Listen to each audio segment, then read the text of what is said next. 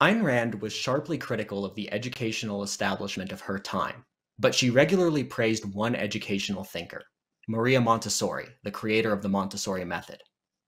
What is Montessori education? How is it distinct from other schools of thought in the field? What are the principles behind this approach, and how do they relate to Ayn Rand's philosophy, objectivism? Welcome to New Ideal, the podcast of the Ayn Rand Institute. Today we'll be discussing the topic, Understanding the Principles of Montessori Education. I'm Sam Weaver, a junior fellow at the Ayn Rand Institute, and joining me today is Dr. Matt Bateman. Matt has a PhD in philosophy from the University of Pennsylvania and taught a range of subjects at the university level. He was a founding member of Higher Ground Education, and today he is Vice President of Pedagogy for Higher Ground and the Executive Director of Montessorium, a research center studying the ideas behind Montessori education. Welcome, Matt. Thanks for joining us today. Thanks for having me. Can you start off by telling us a little bit about who Maria Montessori was? Can you maybe outline some of her major accomplishments for listeners who have never heard of her before or don't know much about her? Sure. So, Maria Montessori, she's an early kind of first half of the 20th century thinker. Um, for She was born in the 1870s, died in the 1950s, and for our purposes here, she had a kind of first career where she was exploring different things in medicine and psychiatry. Where she lectured on anthropology. She did a bunch of things related to activism, and generally had a kind of vibrant and exciting young life.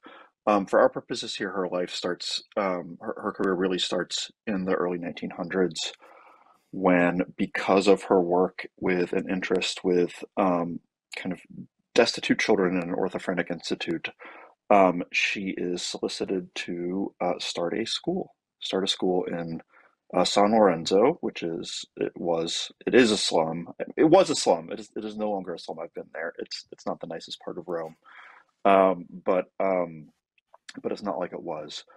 And she was commissioned to start a preschool for children living in pretty extreme destitution. I mean, the way that she describes it is very Hugo-esque in terms of the kind of level of misery that these children were living in. And she, over the course of a few years, works with a handful of teachers to create a really beautiful school where the children thrive. These are preschool age children. They thrive. They become more orderly. They become cleaner. They become happier. And the thing that really, really makes her famous is that she teaches them how to write. And she was teaching 3, 4, 5 year olds how to write. Very, very poor children at a time when nobody was teaching children of that age how to write at all, no matter how wealthy you were and how well positioned you were. And certainly, if anything, the trend was going in the other direction. The kind of leading pedagogues of the day, you saw this a lot in the US especially, were like, stop trying to force literacy on kids starting at a young age. This is really an adult thing and they don't really care about it. And this is a kind of bizarre thing to do. She became very, very famous very, very quickly, starting from that. And then people came to realize that she had like a whole approach, like a really different approach to education. It started earlier. She assigned children a ton of freedom. She had these very specific curricular materials that some people loved and some people hated. She had certain kinds of very specific structures in the classroom, very specific rules. Like she thought that the amount of material should be limited. She thought that children should interact in mixed stages. She thought that she prioritized taking turns over sharing. She loved it when children were independent and did practical life things. And then over time, she added more and more curricular materials, so not just related to writing, but she expanded the sensorial explorations to include more advanced math, and generally kind of built out her program from there. And nobody really knew what to make of it. I mean, people loved it. She had a huge fan base, and wherever she went, she was inspiring and charismatic, and somebody thought that the world of her. But the intellectual establishment really rejected her for various reasons. We can talk about that if you want. And she always kind of remained grassroots and extra academic and outside of the mainstream. And she experienced a real revival in this country in the late 1950s, early 1960s, going into the 1970s, and that I imagine is how how she came across the radar of Ayn Rand, who, as you said, wrote effusively about her. Yeah, so I think there are a lot of points you brought up there that we will have to get into greater detail on later.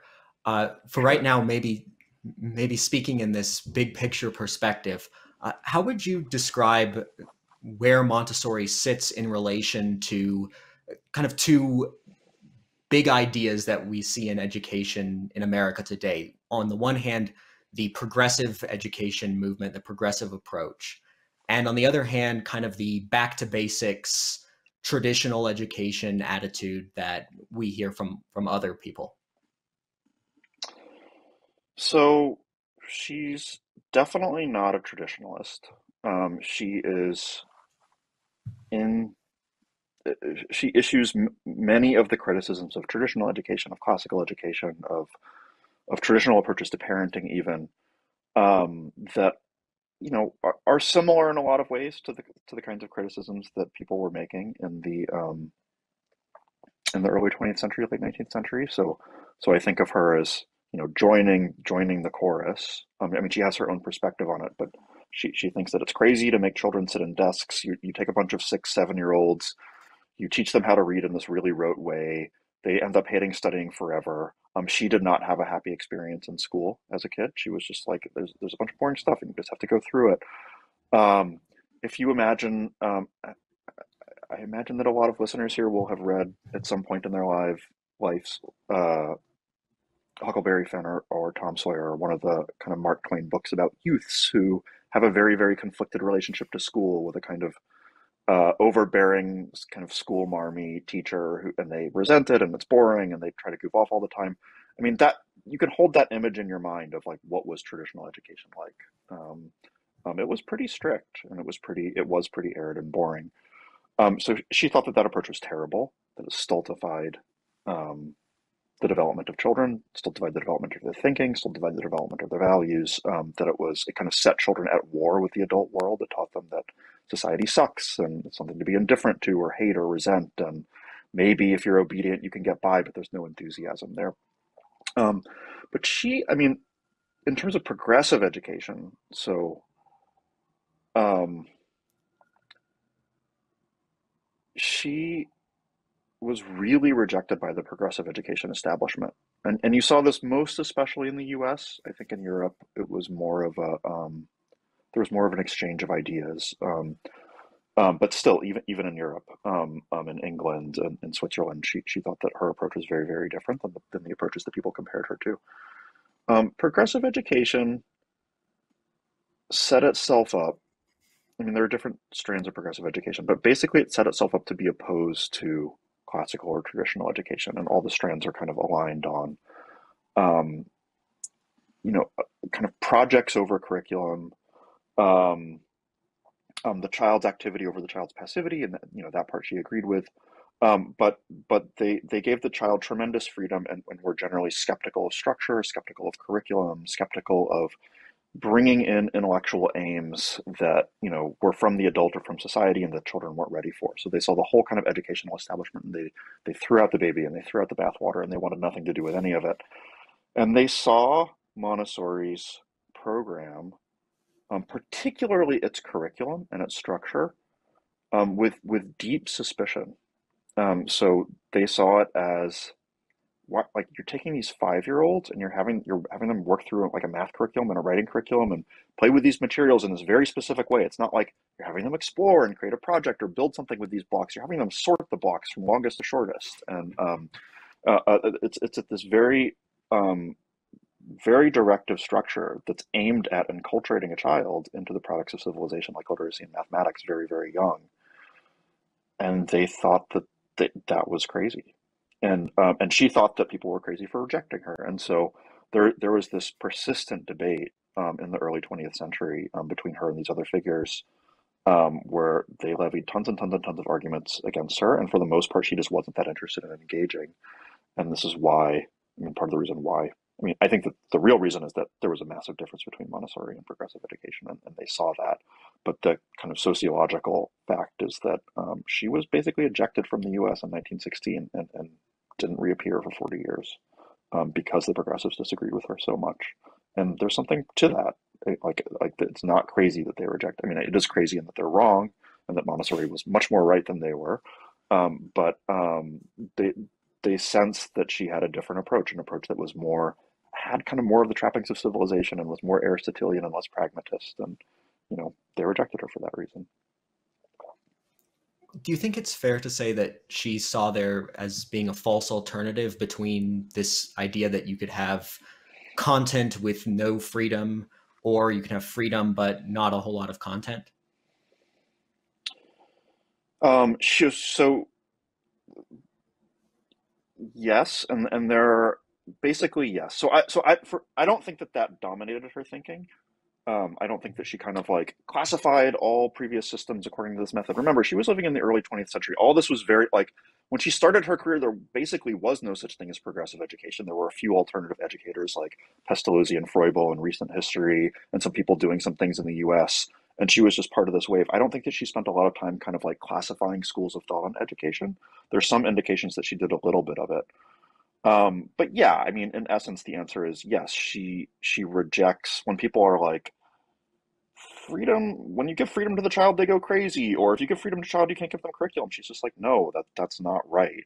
We have a different conception of what it means to give the child freedom and to give the child curriculum, and you can't just lump us in with the traditional educators who do that, or you can't lump us in with the progressive educators, the Summerhill types who let their kids do whatever they want and let them vote on the rules of the school and let them bring any work in.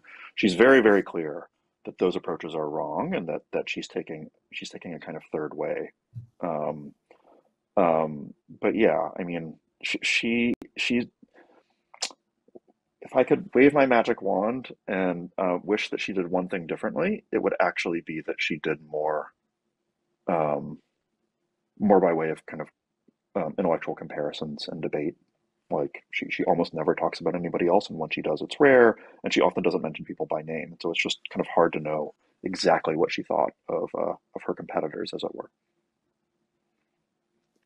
So you mentioned before that there was sort of a revival of interest in Montessori in the U.S. in the 50s and 60s. What would you say is the extent of her impact and her influence on education in the U.S. today? It's pretty significant. So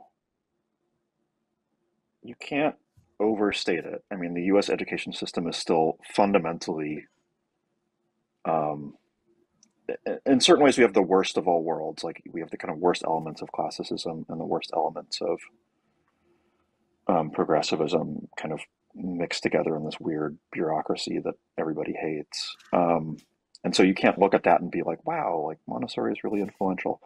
But here are some specific ways that she has influenced things. So one is that, I mean, really in the last 10 or 20 years, people it's become mainstream to see early childhood education is really important.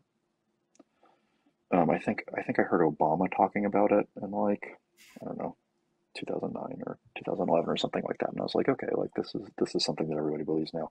And that's Montessori was part of that, part of making that argument. She was a big part of making that argument and making it popular and convincing people that um, education, in some sense of really systematic education, things like literacy instruction, should really start young, and that really, really important things happen developmentally, and that we can support that. She wasn't the only person who made that argument, but she was one of the first and one of the loudest voices, and she definitely influenced that debate.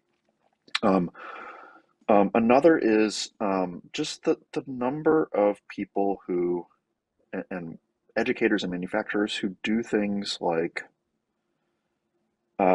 have hands-on math materials that incorporate principles of constructive geometry so that children can explore them. And like Singapore math is a good example of this. You can kind of point to specific kinds of math curricula that I think are pretty clearly either directly or indirectly Montessori influenced. A third way is American developmental psychology, and just generally global post-cognitive revolution developmental psychology was the kind of massive founding figure is Piaget.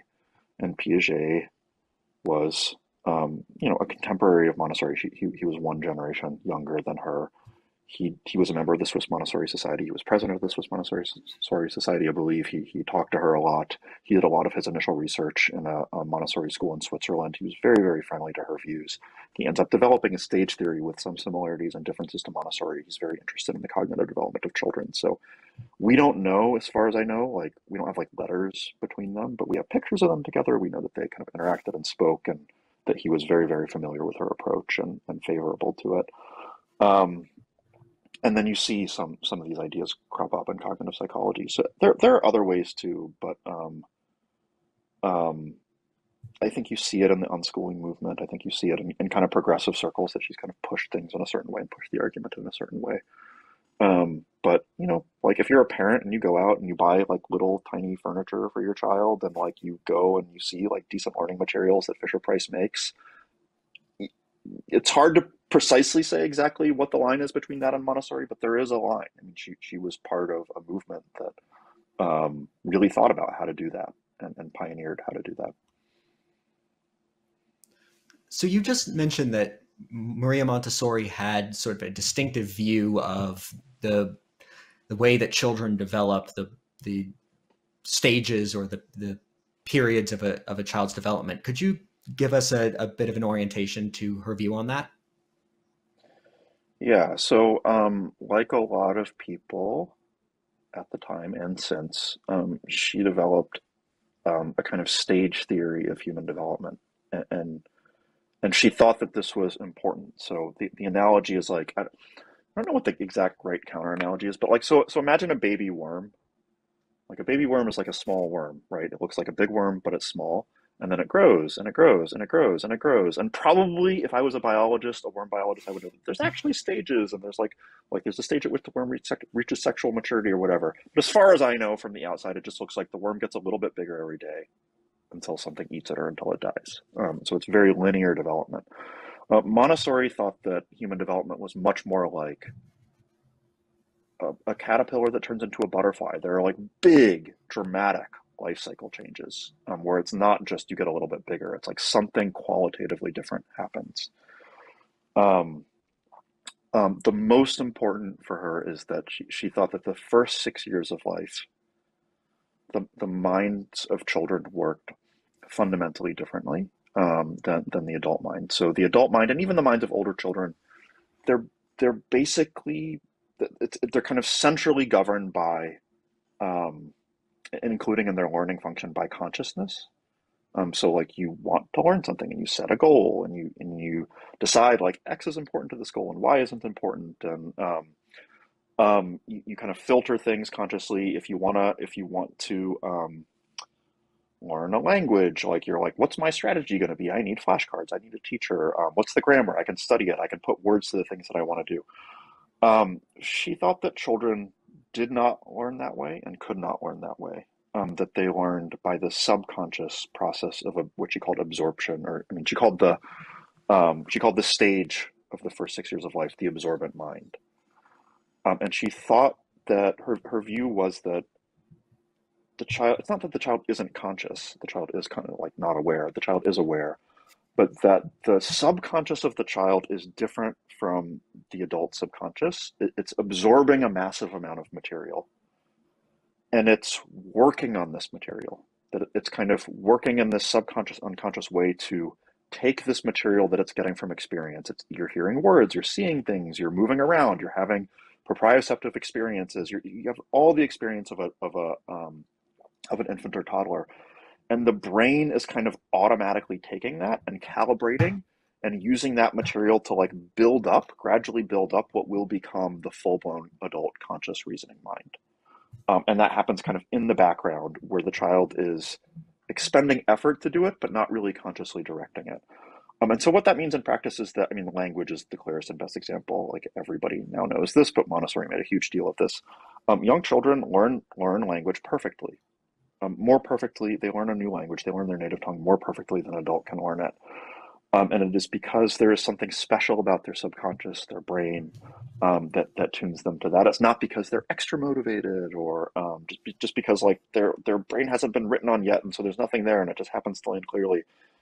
She thought it's that the child was sensitized to human speech, um, and took the matter of human speech, and their brains produced a kind of vocabulary and a grammar and a whole kind of fluent way of speaking, to an extent that so in this respect, children learn better than adults. Like, so adults can't learn like children learn, and children can't learn like adults learn. They're just different in that respect.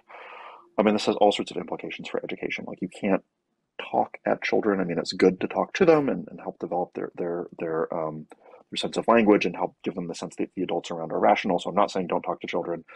That's a misinterpretation that I'm a little bit paranoid about. But like, you don't kind of explain things to children. The children like are very, very observant. They're very imitative.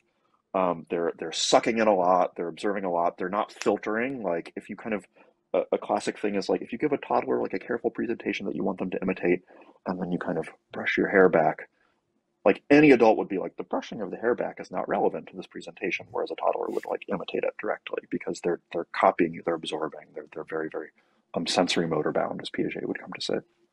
Um, so that's the, I mean, the thing that she's on about the most. I mean, she has a book called The Absorbent Mind, where she talks about this distinct developmental stage, and she elaborates the different sensitivities that children have, and how consciousness slowly develops. So that's the 0 to 6 age. The 6 to 12 age, she thinks of as the age of reason. She also calls it the age of instruction. This is the elementary school age. There's a reason why school typically starts at this age. It's like, if you're gonna have a kind of crappy traditional education, this is the age at which it makes sense. Children are consciously directed. They're very generally curious. They're using their reasoning minds for the first time. They're hungry for abstract knowledge. They're hungry for explanations. They're hungry for stories. Um, um, there's also other things going on at this age, but it's a relatively calm time where children are practicing to use reason for the first time and learning about the world in an abstract way for the first time.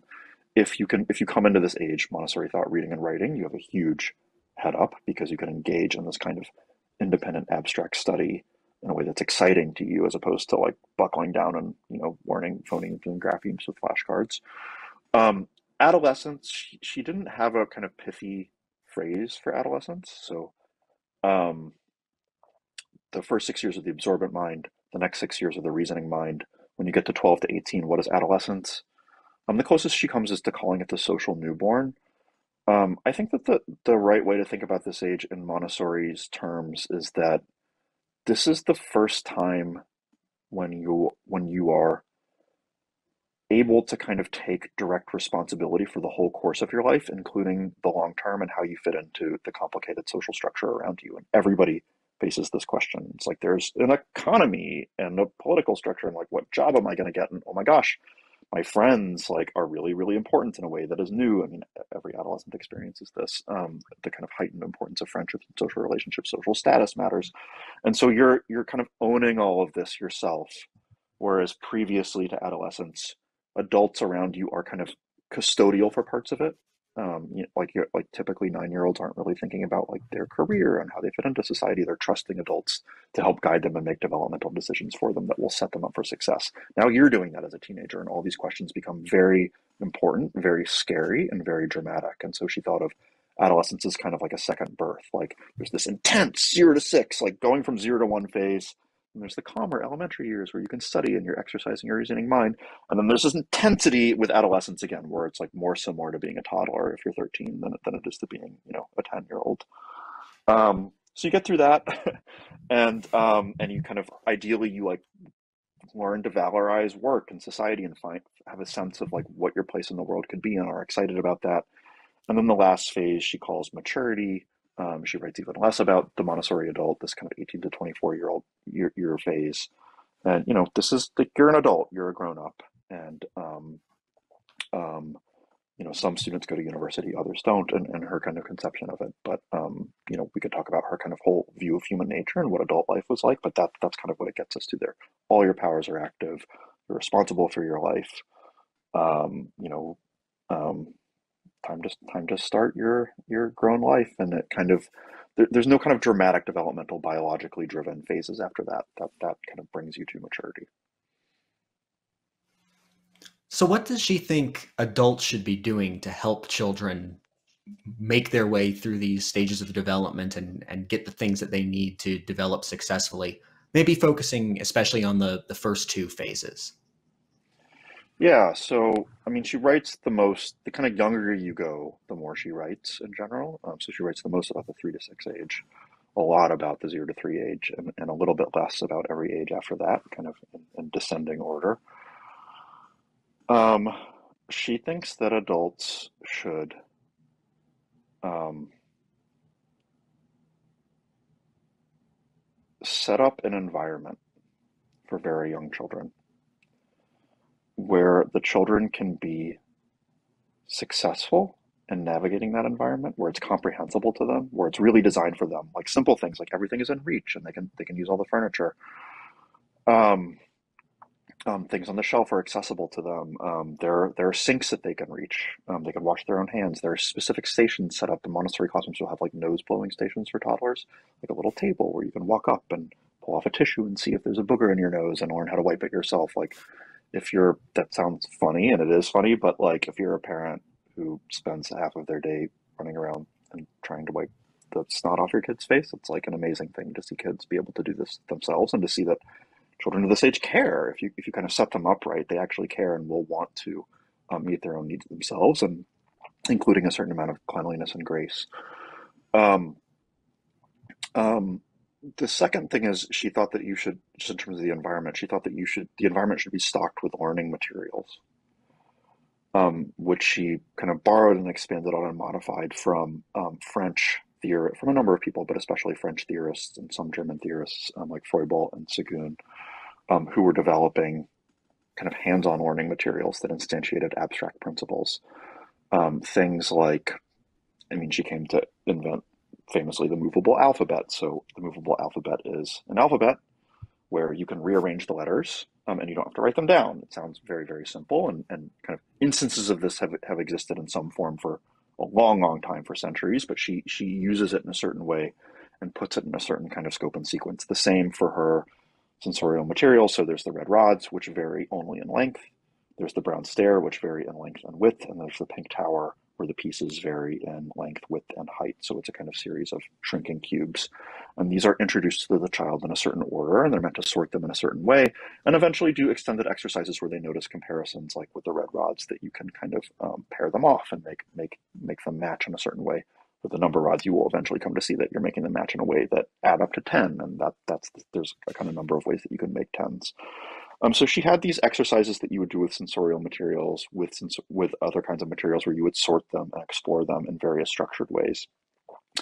All of this was set up in an environment where if you did it right, and you kind of set the right tone and had the right rules, and set the right gravitas, and we can talk about how to do that, you could really let children loose in this environment. And they would be pretty orderly. They would go to a shelf, if you kind of showed them how, get out a material, bring it to a table, work on it, practice with it for a while. When they were done, bring it back to the material, and then look around the room and see what they wanted to do next. They would do this, and they would do this for some hours, for a really long time. And while they were working, they would be really, really concentrated. And Montessori thought that this phenomenon, that children could concentrate and would choose to concentrate at some length. Like if you have this image in your mind of like Michelangelo painting the Sistine Chapel, and he just loses himself in his work, and it's this work of genius, and people have to like pry him away from his works and feed him, and like, don't forget to eat Michelangelo, and then they would let him go back. She thought that basically every child was like that in the right circumstances, that they would kind of obsessively become interested in something and do it and work on it, and both because of the challenge itself and because they were meeting their needs, but also just because there's something in children that wants to exercise their faculties and perfect themselves. And that phenomenon of really, really intensive concentration, concentrated work, effort, she has different terms for it. We at Higher Ground call it work. Um, that's really central, kind of enabling and facilitating that. So you're enabling and facilitating that, and then you're setting up the environment so that when children are engaged, when they're working on things that are valuable, that are intellectually valuable or practically valuable, that build the child's cognition, their sense of independence, their confidence, their ability to kind of sort the world into useful categories, scaffold things like literacy and mathematics later, and other kinds of cultural subjects too. So you want a prepared environment where the things that children are excited to work on are very valuable and they add up to the scope and sequence, but very, very fundamental to it is just that children are working at all. She thought of that as like, you are developing your consciousness. You're learning persistence. You're learning to love effort and activity and not passivity. It's very morally important for her. So that's 0 to 6. Do you want to ask me any questions before I go on to 6 to 12? No, I think you can go on to that. Okay, so 6 to 12 is quite a bit different. So it's similar in that she still thinks you should prepare the environment, and she still thinks you should give children a lot of freedom. But children at this age are able to receive instruction and learn from instruction and benefit from instruction in a way that's qualitatively different. Remember, they're not in the observant mind; they're now conscious. So a lot of instruction is framed around big picture stories that kind of what are called in Montessori the great stories that set a kind of framework for understanding anything that you might want to study. You could almost think of them as myths. We've tweaked them and rewritten them a little bit at higher ground so that they're like big histories. I mean, all the great stories are big histories, but we take a certain approach to them. Um, and then children are using a mixture of hands-on materials that are really extensions of and continuations of what happens earlier. So children in the 0 to 6 age can do a lot. So if you just take math, if the child is, let's say, average, and the teacher knows what they're doing, children are doing double-digit operations by the time that they leave the 0 to 6 age. So they're doing kind of double-digit multiplication and division, addition, and subtraction with the help of materials. Um, there's even more advanced materials in elementary. So there's brilliant, brilliant materials like the checkerboard that let you take double digits to an arbitrary number of digits. And there's grammar materials that extend the kind of movable alphabet writing, literature, literacy, scope and sequence of the early years into a kind of abstract, explicit, self-reflective understanding of grammar. Um, and then there's also a lot of reading and writing. And there are presentations that are more kind of contentful. I think it's okay to have a fair amount of didactic material in elementary. You don't want it to dominate the classroom, and it's not like you're sitting and listening to lectures all day. But children love hearing lectures if you make it interesting for them and you do it right, and it's embedded in a kind of very active scope and sequence. So there's more presentations that are like that, especially when it comes to history, and to some extent when it comes to science and literature too. But yeah, I mean, the content subjects take on what I think of as the technical subjects like writing and math continue, and the content subjects take a very, very central role in elementary. So science, history, literature. Montessori writes a lot about history. She said a little about science and not that much about literature for various reasons that are, I think, mostly historically accidental. A lot of other Montessori schools have to really substantiate it out a literature curriculum to go along with the rest. Um, so you're still independent. You're still choosing work off the shelf and working on it. You're still organizing your own time. You keep a work journal, or you have some other mechanism of kind of managing your time. You meet with a teacher. It's almost like you're in an open office and like you're meeting with your startup boss and they're like, "What are you working on?" And you're like, "This." And they're like, "Cool. Well, like, don't forget about these other priorities," and you kind of work on them together. You're getting a lot of feedback. The Montessori curriculum is very big on formative assessment, so a kind of continuous stream of feedback. Insofar as you can get it directly from the materials, what Montessori called control of error, that's best, but you can get a lot of feedback from peers and adults as well at this age. So that's the thrust of it. So, what we've talked a lot about materials. What would you say is the advantage of learning from materials, especially for those elementary children where you might think that there are ways that people try to teach math to elementary children that don't involve the hands-on materials that the teacher just explains things or shows things. What is the benefit of the materials? So so we can play a game with our listeners. Probably if I ask you what's the formula to calculate the area of a circle, probably a lot of you will be like, I think it's pi r squared. Like you'll remember something about the formula from your elementary years. And if I say what's pi, um, probably even more of you will be like something like 3.14. Like maybe at some point in childhood, if you were like me and a math geek, you tried to memorize it to as many digits as possible. I think it can still be like 10 or 12. Um, but what is pi? Where does that number come from? Why does it work? Why do you calculate the area by multiplying this random freaking number, 3.14, this irrational number? You might remember that it's irrational, by the square of the radius. I mean, I talk to a lot of educators and a lot of adults generally, and a tiny minority can answer that question. What does all of this mean? Like a lot of math. I mean, the way that you typically go through math is you memorize algorithms basically, like a set of procedures. So even think of column addition. Like okay, like you have like or column multiplication. Like you have 175 times 15. Okay, you start by taking the 5 and the 175 and multiplying it by the 5 and 15 and writing, right? So that adds up to 25 and you write the 5 underneath and then you carry the 2 and you kind of, there's this procedure that you go through. And at some point you add a 0 and you start over and you add all the numbers up. Why does that, what is that? What the F is, it's like, you know from a calculator that it works and everybody learns it in school, but the thing that most people internalize is there are these random algorithms that seem to work by magic, and I guess there's some reason why they work. I don't understand why they work, but if I do it, I'll get the right answer and I'll get good grades. Um, there are reasons why these things work, and you can teach it so that children understand why they work, and it doesn't involve doing a bunch of really abstract number theoretic demonstrations. The history of math and when you do math education done right is replete with more concrete, more visual demonstrations of mathematical principles, what I earlier referred to as constructive geometry, but you can represent, even in non-geometrical context, you can represent a lot of mathematical truths physically. And you can actually see what's going on. Like I mean, every elementary student in a Montessori classroom knows that pi is a ratio. It's the ratio between the circumference and the diameter of the circle. And that if you roll the circle, if you unroll the circle and you compare it to the diameter every single time, no matter how big the circle is, you get three and a little bit radiuses, or sorry, diameters when you're unrolling the circumference. And there's all these exercises that you do, and you puzzle over that. You're like, that's funny. Why is that? And you even puzzle over its irrationality, and then you come to understand visually through a series of kind of constructive geometric Euclidean Pythagorean exercises and materials what the relationship is between that ratio and the various formula that you can use for circles, like how to calculate area and how to calculate the diameter from circumference. You really understand it.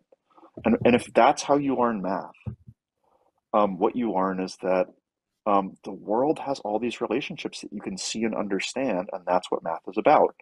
And you can ask questions about it, and you can observe differences, and you can get into it, and you can notice patterns. You yourself can do it, and at each step you can understand what's going on. And yeah, you do want to learn the algorithms at some point. Like you want to kind of compress it down to quick. Do you want to memorize things? You want to compress it down. You want to make your mind faster.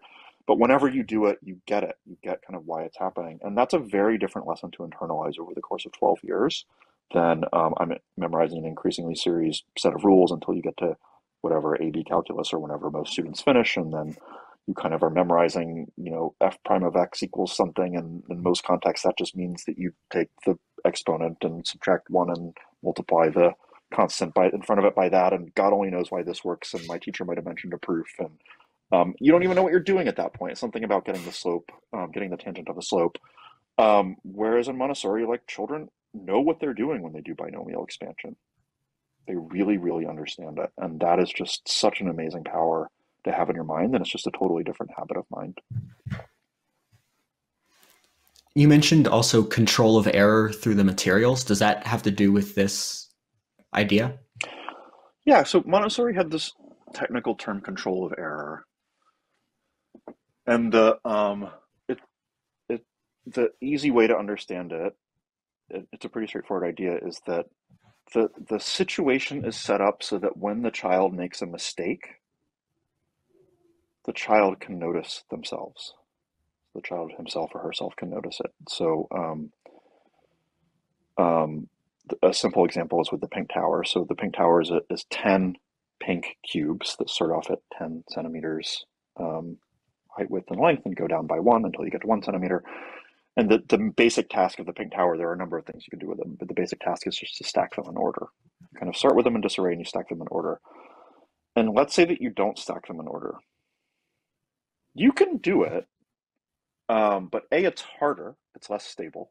So if you really get it wrong, the pink tower is going to fall apart. Especially these are toddlers, right? Like who are doing this. So it's not like Like, it's not like you're playing Jenga as an adult and you're doing all these ninja things. You're like just trying to, like, stacking is a thing that children have to learn how to do. So if you stack them in the wrong order, it's more likely to knock down. And even if you get it, even if you manage it in the right order and you look at it at the end, it's very visually obvious that something is off and something is wrong, especially when the pink tower in its default configuration is correct. So the way that the pink tower sits in the room, and the thing that you've seen for years and years coming into the Montessori classroom, or maybe not years and years, but at least months and months coming into the Montessori classroom before you do it, is this beautifully kind of, linearly, triangularly, monotonically decreasing setup tower in the room, and you've just kind of internalized that idea. So for a variety of reasons, nobody needs to come and tell you you did it wrong. You don't need the adult, it's person to come, this authority figure to come and explain to you why you did it wrong. You yourself can see that you did it wrong, and so you get used to checking your own work, and you get comfortable with mistakes. And there's this great Paul Graham quote from one of his recent essays, I think, or maybe it's just a tweet, where he said something like, um, "In school, what you internalize is that life is a series of tests that you have to do perfectly on." Um, And what you learn in real life is that life is a series of easy tests that you have to do perfectly on. And what you learn in real life is that life is a series of very hard tests where if you do mediocrely on them, if you do averagely on them, like that's great. Like you can get a lot of things wrong as long as you're getting some things right. And it's really hard to make things perfect, and you're going to make mistakes all the time, but you're accomplishing something real. And that just that kind of friendliness with like things are hard. Like I've got to be the one to assess whether things are going well or poorly. Like that you would get that lesson in school is very unusual. And control of error is an idea that runs through that. And so as much as possible, Montessori materials are set up so that children can notice when they're making mistakes themselves, and that's just like they get comfortable with that, and it's fine, and they fix it. And that's just it's a lesson that a lot of people struggle with. A lot of people don't like making mistakes. I think typical traditional school really does inculcate in you a kind of unhealthy perfectionism. Like either you're going to get it perfect or it's not worth doing. Hmm. So you've mentioned several times throughout this conversation the idea of freedom, and that being a really core Yeah. part of what Maria Montessori is going for. But I get the sense that she has a distinct conception of freedom. It's you mentioned earlier, it doesn't just mean like letting them do whatever they want whenever they want. So what does freedom mean to her when she's talking about it in the educational context? Freedom means um, so why? Let me answer that question a little bit circuitously. So why freedom is important for Montessori is that she thinks that you need to master yourself. That at the end of the day, the fact that you are in charge of your own life, I mean, it's good to be in charge of your own life, but it's also just a fact. It's a kind of fundamental feature of human nature, kind of bridges the natural and the normative in that sense. And that you part of being a healthy human, part of what it means to be a human is that you know how to set goals, you know how to self-regulate, you know how to make decisions. If you're faced with a crisis, a kind of big decision or something that you have to think through, a moral crisis, and nobody's around to help you, like you can do it. You can think it through. Maybe you'll make mistakes, but like you're not afraid of it. You're not gonna like run to somebody to tell you what to do, and you're not gonna run into the arms of like, you know, an abusive parent or a demagogue or something like that, which is what she thinks a lot of people do in those circumstances. They kind of totally precisely in moments of moral peril, people abdicate on their judgment because they feel scared, and they go and ask somebody else for help. So she thinks that you can and ought to be, and in a fundamental sense, are independent, and that this is something that you can't properly give up and oughtn't properly give up. Um, how do you get that way? Is it just that some people are Howard Roarks and some people are Peter Keatings, and that's just how you're born? Like, I mean, there is this question in Rand's fiction as to how the characters got that way. It's often not that obvious. Montessori's view is that this is a developmental issue, that you kind of gradually build up a capacity to govern yourself, to be independent, to not just make any decision that you want, but to like be thoughtful and kind of consciously in control of your life, and have a good, centered, disciplined character. Not because somebody's telling you that you have to be disciplined, and there's a whip, waiting for you, if you're not, but because like you've developed virtue in yourself. This is the good life. You've kind of mastered yourself. You have self-control, and you can think long term, and you can really kind of make your actions and desires follow what you actually think is best. How do you get that way? In little tiny bits with practice, starting from when you're very young. And the more you can practice meeting your own needs and doing things yourself and exercising your own faculties. And I mean, children naturally want to be independent. If you ever interact with a 2-year-old, like the cause of their resistance to you in tantrums is that you've done something for them that they want to do themselves. They want to practice this stuff. They want to become more and more independent, and just not messing that up. So A, supporting it, and B, not messing it up, is just something that she thinks that the human species is terrible at. Most children, we're just impatient with them. We don't set them up for success. It's easier to just do it for them. It's less annoying when they just sleep all the time and are obedient. It's a lot of work to set a child up to be able to succeed on their own. Like it actually is, like as a parent, like much easier to just do it for a child than to like take the 45 minutes that it takes them to kind of figure out how to do it themselves. Um, and so we kind of rush in and interrupt and or we kind of don't set the child up for success in the right way. And children never get to practice this.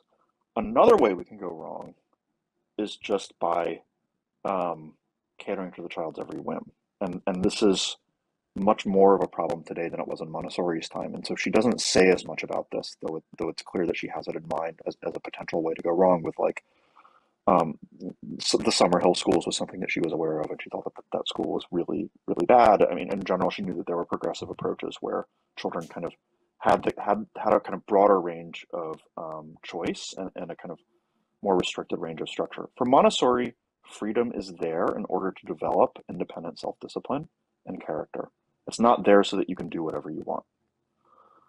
The capacity to face the choice of doing whatever you want and making good choices, you need a large amount of freedom in order to be able to genuinely face that choice and make good choices and practice making good choices over time. You need the capacity to some extent to make poor choices and to kind of suffer the consequences, or to have somebody redirect you or convince you that it's wrong. But the point of freedom is not for like raw hedonism and self-expression, or it's to practice mastering yourself from a young age. And if that's going to happen, then you need a certain environment. Like that doesn't, like if you can just kind of like let a child go, especially in our modern world with like the world supply of kind of child directed toys and activities. I mean, we live in a much more child friendly world and stimulating world for children than Montessori did. um, you know you're not going to develop self-discipline unless you're thoughtful about kind of how you set the child up to navigate that kind of situation.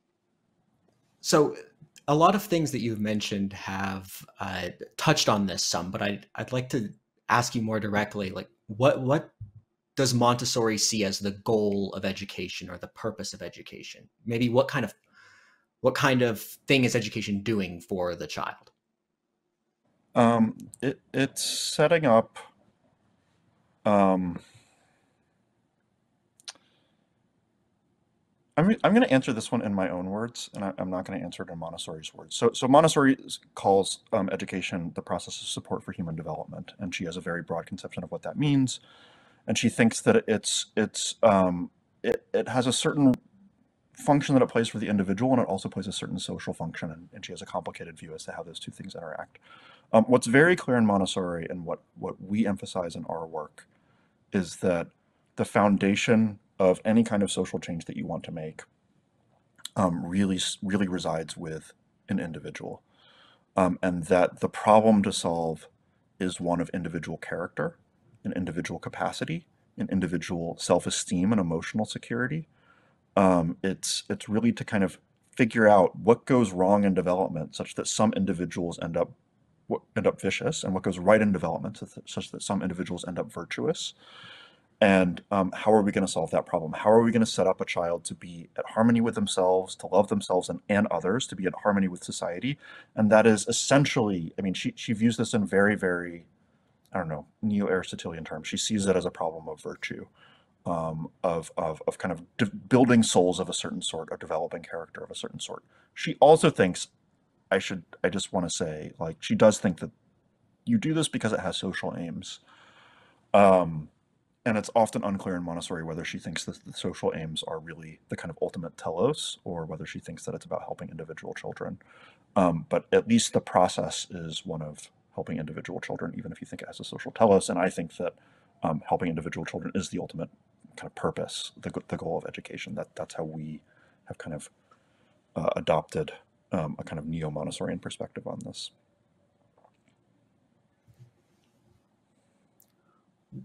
Can you talk some about why Montessori education might be of particular interest to listeners of this podcast who tend to be fans of Ayn Rand?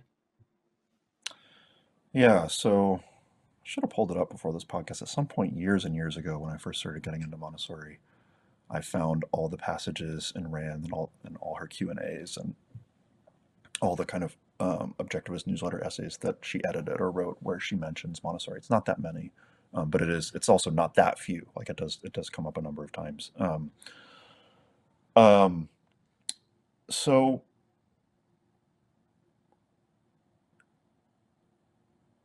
the there are two big points of synergy.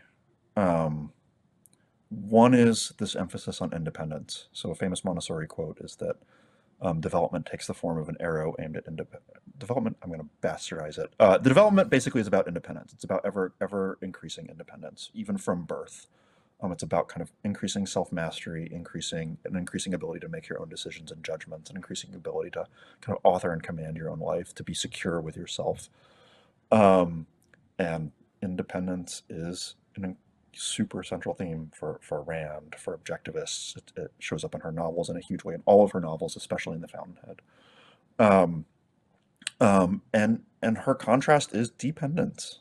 I mean, her contrast is she doesn't use the term second-handedness, but she has a sense that like people get into bad, insecure relationships with other people where they're envious or they're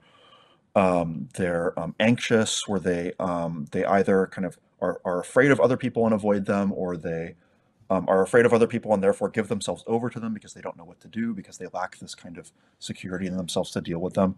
She sees a lot of the pathologies of her time as issues of unhealthy dependence, rather than healthy independence that leads you to being able to be kind of voluntarily associative and interdependent in the right way. So there's just a ton of synergy between Rand and Montessori on this point, on their view of the fundamentality of independence. Like if you don't have independence, you're not going to be able to get anything else. So Rand and Montessori are going to disagree on a lot, and let's also be clear on that. They would have not have seen eye to eye politically, or ethically, or on any number of fronts. Montessori was very religious. She was broadly socialist, kind of old left, Oscar Wilde socialist in her politics. Um, she um, she thought that the universe had a purpose, had a grand design, and that humans had a certain role to play. But on this point of, look, you've got to start with independence, there was a ton of synergy, and very deep synergy. It wasn't just like an aside, you have to have independence. Her whole education revolves around developing independence. The second point is that there's this question in philosophy and education, um, really since at least the early Enlightenment, since the kind of early days of Baconianism, where people were first like, look, you can learn from your senses. Empiricism, what we would today call empiricism, was having a certain kind of revival. Um, as to what exactly that means, that you learn things from their senses, how that process works, what it looks like in a good case, how is there a way to kind of say that all knowledge is grounded in the senses, where you still get like deep causes and necessary knowledge of the world, and not just fleeting human things and sensations? And educators who have been interested in this idea of learning from the senses have also asked these questions, like what does it mean that the child is learning from his or her senses, and that everything is being built up from there? Um, Montessori takes a very good view of this question, like as I think basically as good as you can get, especially in the early years, where she thinks that the right approach is to give children a kind of sensorially structured environment that makes certain contrasts, certain similarities and differences perceptually more obvious to children. So I mentioned the brown stair, the red rod, and the pink tower, just as one example, one suite of examples of helping a child visually and in a kind of proto-cognitive, proto-conceptual way isolate different attributes of length versus width versus height. And there's lots and lots of materials like that where the material is perceptible, but where she's relying on the human ability to start to form abstractions for the material to work at all. The material is set up brilliantly so that you're seeing the child in objectivist terminology. The child is going to be able to get the unit perspective or see certain conceptually basic patterns very, very quickly and easily from these materials. Nobody else who I mean, you get some intimations in Bach and to some extent Comenius and maybe even to some extent Rousseau and others. Even if you go further back, you have people like Plato saying things like, "Yeah, like it's good for kids to learn math, to start learning math with like games, like kids are like learning how to count by like playing with beans, and you see this in Egypt and you see this in Athens and." Um, but she really works out like if you really want to push education very young, to the point where children are just starting to use their minds. What is the scope and sequence? What is the epistemology? What does it look like? And there's just tons of consonants. I mean, this is what's her name? Beatrice Hessen, I think is the name of the person who wrote. She wrote an analysis that Rand edited, I believe, in one of her newsletters, the Objectivist newsletter, or something like that. There's a two-part analysis that really hammers this point home. That just like there's a lot of really excellent epistemology baked into the Montessori scope and sequence, and it's an answer to the question as to how do you start from the senses but get conceptual knowledge that's really deep and really rigorous and really systematic. Um, and Montessori is, I think, really the first person to develop really comprehensive scopes and sequences that do that. There are people that made stabs at it before, people like I mentioned earlier, like Froebel or Sagoon, or people who thought that you should use Euclid's elements, when you're teaching elementary geometry, but the way that she did it is just something else. I mean, really starting from birth. So So would so you the two say, points are, sorry.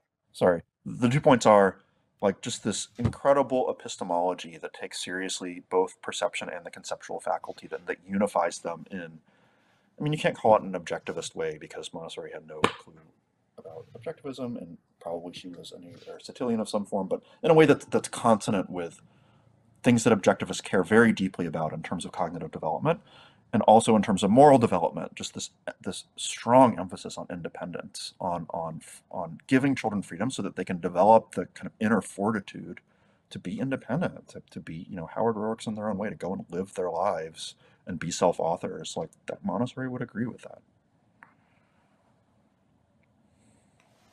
Yeah, so I want to ask some more things about both of those areas you mentioned. So on the epistemological side, would you say that Montessori has a sensitivity to what objectivism calls the hierarchy of knowledge, the idea that there's a sequence to knowledge and more abstract items, more abstract concepts or items of knowledge depend on more basic, more concrete ones? Yeah, she does for sure. Um, she wouldn't put it that way. So what she says, it's very hard for me to talk about this. I mean, on the one hand, I'm like at this point, um, sort of a Montessori historian and scholar. Like I just know a lot about what she said and how she thought, and on the other hand, I have ideas about how I understand it and how to integrate some of these points with my framework. So this is a hard conversation for me to navigate. But so she wouldn't say that there's a hierarchy. In some moods, she would say that there's a sequence. Here's what she does say. She says that when we think about sequences, including pedagogical sequences, like sequences from the simpler to the complex or something like that. So pedagogues from time immemorial have thought about sequences from the simpler to the complex, or have thought about like what's a way that we can order this material to make it easy for children. So Montessori is not the first to ask this question. She thinks that typically when we ask this question, though, we go wrong really fast, because we think in adult terms about like what's fundamental or simplest to adults? What's kind of the most fundamental in my adult understanding? What lies at the basis and is the kind of simple elements that everything are going to be built up with? And so, I mean, just to give a kind of goofy example, like If you're going to teach a child about chemistry, like you start with a periodic table. That's the elements. Like those are the simplest things. Those are the things that you start with when, like the simplest things for the child are like things that, with substances that they see and can touch and feel. And probably if you wanted to get like simple chemical reactions, you wouldn't start in a lab. You start with something like cooking, transformations of materials under heat that the child can understand. So the child's sequence is very different than the sequence that adults will naturally come up with. So this is a point that she does make in a few places, like the introduction to psychogeometry is a place where she says it very, very clearly. And she says that what you should do is really work very closely with children and observe them carefully, and don't take for granted either assuming too much or too little of what children can understand, and introduce things to them with different materials and different modes of explanation and kind of pedagogical introduction, and see which ones they can actually understand and work with. And on that basis, you reconstruct a kind of default sequence. But she thinks of herself as kind of less like theorizing, what the sequence should be, and more like we're doing a bunch of pedagogical experiments on the premise that there is a sequence, a kind of general sequence, and that the child's activity will reveal it to us. And insofar as that's the method that she used, I mean, honestly, it seems very successful. It's she didn't kind of sit down and do like a logical objectivist reduction from, a concept to the particulars, and an objectivist terminology to reduce a concept and then develop a series of materials on that basis. It was much more experimental than that. But what she landed on is something that seems manifestly, hierarchically friendly. Um, so certainly, I think that that's roughly how she thinks of it. And then at a certain point, I don't think that she thinks that it's as important. So she doesn't, for older children, she doesn't seem to think that um, hierarchy plays as big of a role. If anything, she seems to think that kind of giving the child the big picture all at once and filling in the details in a way that I think is often, you could question whether that's the only thing that you want to be doing at least. It seems insensitive to like, what does the child genuinely really understand here, and what are they just kind of getting from this framework that they're kind of reading in a book or getting from adults. And but there's still, even there's kind of more sensorial stuff than most educational approaches have. So speaking of the older children, I'm sure you've heard this a lot. A lot of people have the perspective that Montessori is really good for like the 3 to 6 ages, and maybe to put it in more objectivist terms, it's good for getting children to form their first abstractions. But then they need something else. They need something maybe more directive than Montessori for going higher and higher into more abstract knowledge. What is your view on that idea? Or maybe another I way of putting this is uh, what does Montessori offer for children who are going into more and more abstract knowledge? So she offers a ton. I mean, I think more than anything, what Montessori offers in implementation practice, even for older students, for elementary age students, that I think is really, really important is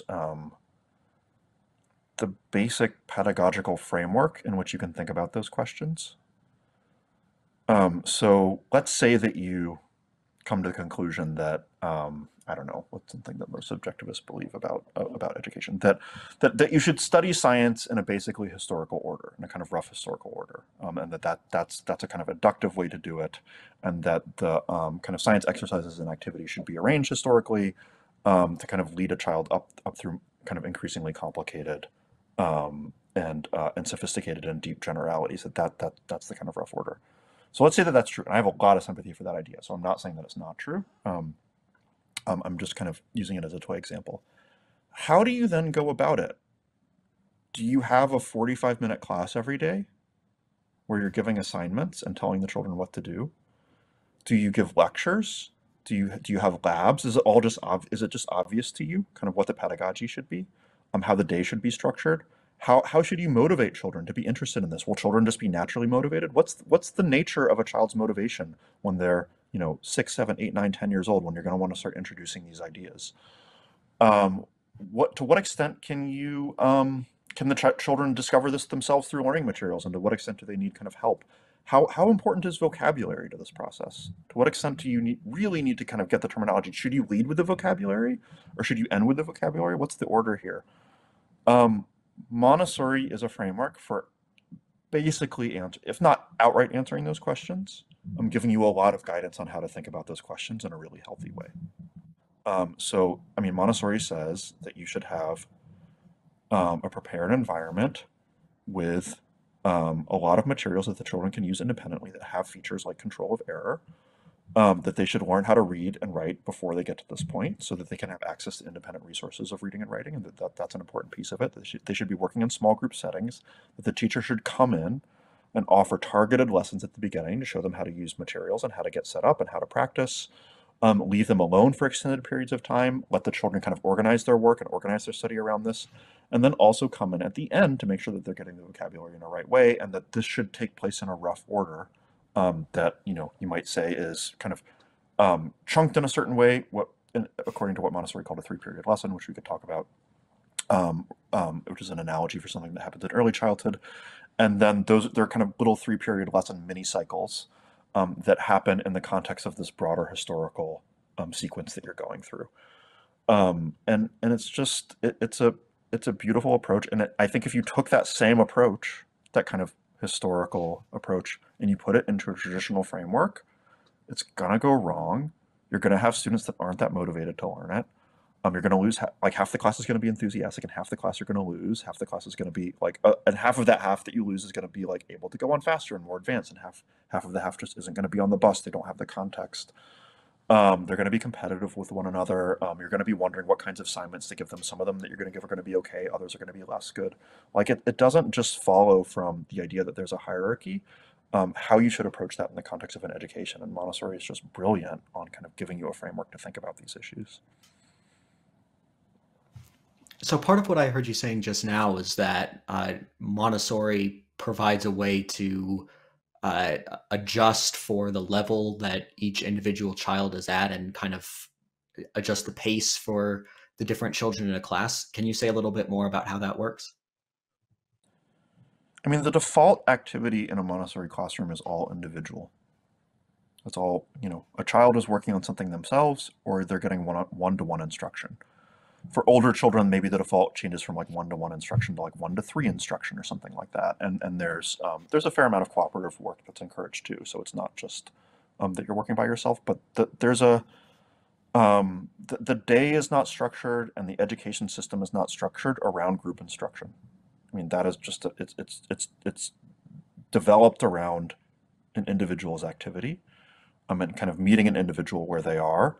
And those individuals who are on fire about some subject and ready to like massively accelerate, like there's no ceiling on what they can do. And the program is very differentiating in that respect. And to the individuals that need more help, like there's no floor on how slowly they can go. Like there's no reason to move on until you really get it and really understand it. It doesn't do anybody any good to be like, this is what in kind of educational parlance, mastery variable time fixed learning. It's like we're all going along together at a fixed page, and if you don't get it, if you don't get the material that we're going through by a certain point, like too bad, like we're moving on. Like you get a C. It's like no, everybody gets an A. It's just the question is how long does it take you to get there? Some people get there in like 5 minutes. Some people might take 5 days. Some people might take 5 weeks, depending on what you're doing and what the kind of variance is in your class. But it's the thing that's variable is time, and the thing that's fixed is what you're learning, and that is very, very, very much baked into the Montessori approach. There are other approaches that have more of that too, so Montessori isn't unique in this regard, but the current education system, the current manifestation of traditional education and even classical education, where everything is so oriented around group instruction, is very inimical to very, very opposed to that kind of mastery-based learning idea. So on the character side of things, one of the hallmarks of objectivism is the importance of values and the idea that people should form and pursue serious values and build their lives around this. Does Montessori have a view about the role of values in education, and can Montessori education help children become valuers of the type that objectivism suggests people should be? Yeah, it absolutely can, and she absolutely does.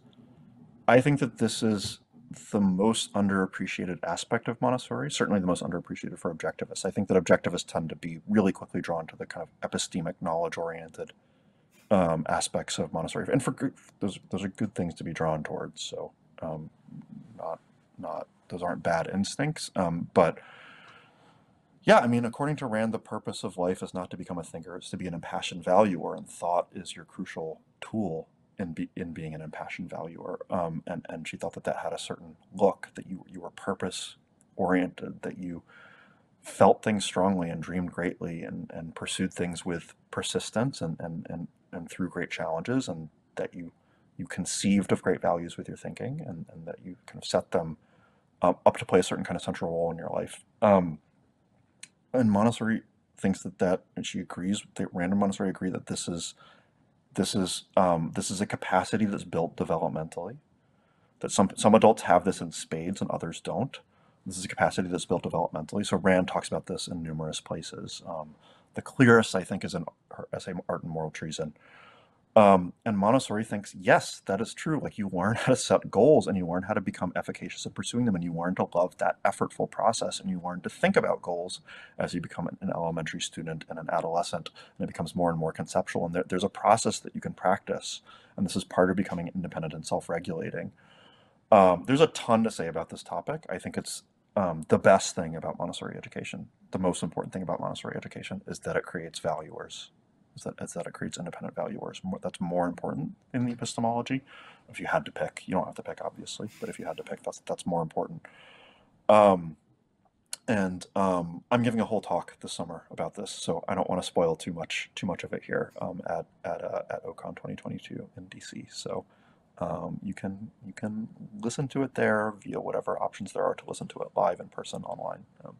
So I'll be giving that talk with Rebecca Gurn, who's an amazing educator, parent, pedagogue, thinker about education, who I work with. So Sounds great.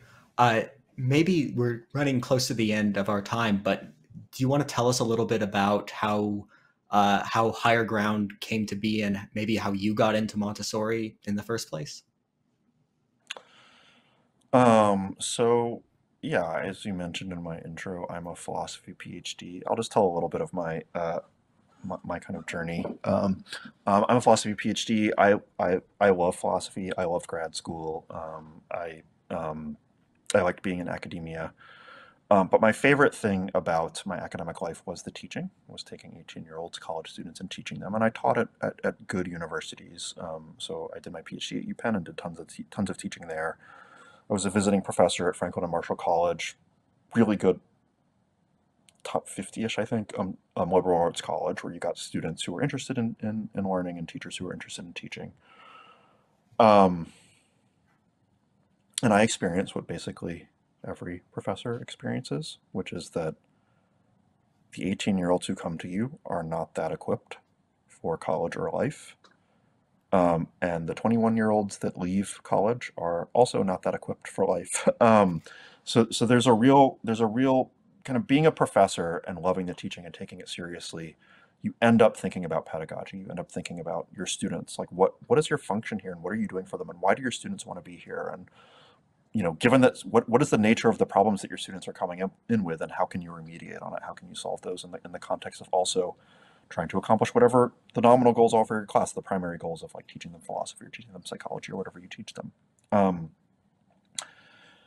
and so I became really interested in education. I was actually reading my teaching statement that I used to apply to jobs recently, that I haven't revisited in like 9 or 10 years, and it's like a lot of themes that carry through to my life now. What I think about education now, I was thinking about when I was a professor. But eventually, for various reasons, partly because I was really motivated by those questions and really wanted to kind of like fix the problems at root, and partly just because of other life circumstances and life changes that I was going through, I was looking for a career change to think about education earlier, and um, started to talk to some Montessorians who I know, people like Ray Gurn and Rebecca Gurn, and they convinced me. I was thinking at the time like high school and middle school, and they were like, no, no, no, like you've got to check out like 3-year-olds. And I was like, what? Like I didn't really know that much about Montessori. So I went and I saw my first Montessori school. I was really, really blown away by what I saw. Children working purposefully, quietly on things that matter to them, but with this kind of passionate intensity, and not because a teacher was in front of the room inspiring them and being charismatic and charming them into doing it. But it was like what I remember from my childhood, which was pretty happy, which is just like you find things that you just fall in love with and you do them. Like I spent hours and hours of my childhood damming creeks and playing with Legos and teaching myself how to draw and like figuring out that like, oh, you can like shade things and then that makes them look 3D, and being obsessed with that. Like that's what these 3, 4, 5, 6 year olds that I observed were doing. And I just was really charmed, really fell in love with it. I'm trained as an intellectual historian, so my way of falling in love with things is to like, I'm like, what's going on here? I'm like, I'm going to read all of Maria Montessori's letters and her epistolary and her books and her critics. And I started doing that, and that's what I've been doing for the last 10 years. I mean, when I was starting doing that and just talking to people in the Montessori world, like a lot of us were forming a hive mind around some of the themes that we've talked about, just like, having a certain kind of structure in which freedom can develop into self-discipline and independence, and thinking about what knowledge looks like both at the early years and at the older years, and maybe changing the curriculum and tweaking it, and what is going right in Montessori anyway, and kind of coming up with our own formulations of those things. All the time doing a deep, deep study of Montessori and taking it really seriously as a practice, seeing her as the genius that she was. Um, the group of us that were talking and thinking about that just decided like this is it. This is what we want to do with our lives, like a moonshot around this idea of education for agency, education for independence, helping people become impassioned valuers, successful thinkers, competent and able and willing and passionate about living their own lives. That's what we wanted to do, and we thought that education could really help, and we thought that we had resources that were, the fire of the gods, just like we either outright the answers to some of the perennial problems in education, or at least major leads on the answers. And that was Higher Ground. I mean, Higher Ground was 12 of us who got together and wanted to turn this into a big dream, wanted to turn it into a moonshot, and believed that we could. And that was 6 years ago, 6 years ago and a month ago at this point. And yeah, we're doing a lot. We have a network of 100 Montessori schools. We train about 1,000 teachers a year. We're developing a tech backend platform. We do homeschooling, virtual schooling, physical schooling. We serve students from 3 months old through the end of high school. So it's still early days. We're only 6 years in, but really living the dream, trying to figure it out with the amazing team that I happen to be so lucky to know. And can you tell us a little bit about what Montessorium is? So Montessorium is there are no Higher Ground schools. Higher Ground is the name of the kind of big corporation, the startup that I've been talking about working for. We Higher Ground is kind of like an umbrella organization, and there are a bunch of specific sub projects and brands. Like we have our own teacher training, Prepared Montessorian. We train our teachers. PMI, Prepared Montessori Institute. We train our teachers, but also that anybody can come and enroll and get accredited Montessori teaching, Montessori training. We also have a lower school network of early childhood and elementary schools called Guidepost. We have a adolescent, middle, and high school program called the Academy of Thought and Industry. So Montessorium is another project under the heading of Higher Ground, and it's really our think tank arm. So it's wholly owned and operated by Higher Ground. It's small. It's like me and 3 other people working on the history of education and articulating our philosophy of education, and having little classes on the history of education, or organizing events, conferences around big ideas in education, kind of figuring out how to articulate our view, how to engage with people on it, like what are the deepest questions, what are the deepest ideas, what are the deepest controversies, and what is our opinion on them, and where we don't know, how are we going to figure it out, who are we going to ask, who are we going to talk to. So it's very, very much a think tank that's aimed at figuring out what is true in education, like what are the first principles of education. And my main job is directing this think tank, for which I do a lot of speaking, teaching, and writing. Well, thank you, Matt. That's all the time we have for today. Thank you for having me. Thanks for joining us. We wanted to mention some resources that you might be interested in checking out if you want to read more. First, we have a couple of articles that Matt wrote that are on the Montessorium website. The first one is Culture of Work, Culture of Knowledge, which you can access at bit.ly/culturemont, MONT. The other one is Human Achievement and Human Development, which you can access at bit.ly/humanmont. And the other resource to mention is Ayn Rand's essay, The Comprachicos, which Matt mentioned that there are a number of places where she talks about Montessori. This is, I think, the place where she talks the most about her view of Montessori education and really her view of education in general. So if you want to see more about Ayn Rand's thoughts on the subject, that's a good resource for that. Definitely, yeah, those are great resources.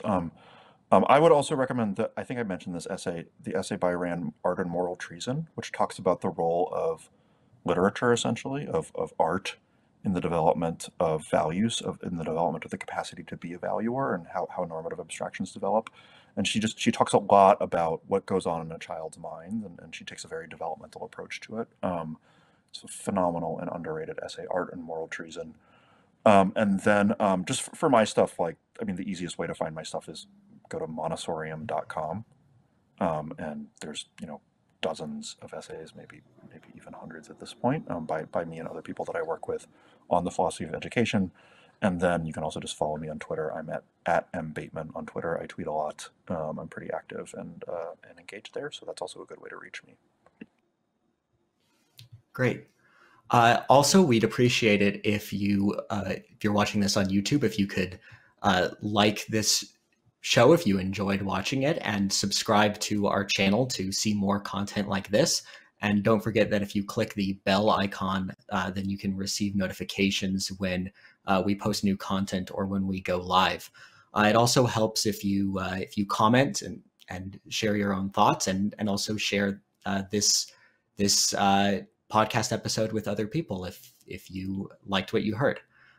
Also, if you have any feedback or questions or suggestions for episode ideas, you can write us at newideal@aynrand.org. We read all of these emails. We respond to many of them, and we've done podcasts based on ideas that we've received in emails. So don't hesitate to write to us. So to conclude, thanks for watching, and thank you, Matt, for speaking with us today. Thanks again for having me.